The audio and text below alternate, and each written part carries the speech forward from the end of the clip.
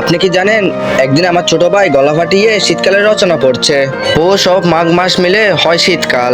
এই সময় যুবক ছেলেদের একা একা থাকতে খুবই কষ্ট হয়। আব্বা পাশে বসে পেপার পড়ছিল। ছোট ভাইয়ের রচনা শুনে পেপার রেখে লাফ দিয়ে উঠলো আর বলল, ওই তুই কি পড়ছিস? আব্বা, শীতকালের রচনা পড়ি। আব্বা বলে, এ রচনা কোন বই লিখেছে? ছোট ভাই বলল, আব্বা, বইয়ে এ রচনা নাই। স্যার বলেছে পরীক্ষায় এবারে রচনা আসবে শীতকাল, তাই বড় ভাই কাছ থেকে শীতকালের রচনাটা লিখে নিয়েছি, এটাই মুখস্থ করছিলাম। আব্বা বলল, ও তাইলে এটা বড় হারামজাদার কাজ। মনে মনে সন্দেহ আছিল, ডাক দে বড় হারামজাদারে। আমি তখন বাথরুমে বসে সিগারেট খাচ্ছি। এমন সময় ছোট ভাইয়ের ডাক, মাহিম ভাই, আব্বা ডাকে, অবস্থা বেশি ভালো না, তাড়াতাড়ি আসো। আমি তাড়াতাড়ি সিগারেট বাথরুমে ফেলে দিয়ে মুখে সিগারেটের গন্ধ দূর করতে টুথপেস্ট খুঁজতে লাগলাম।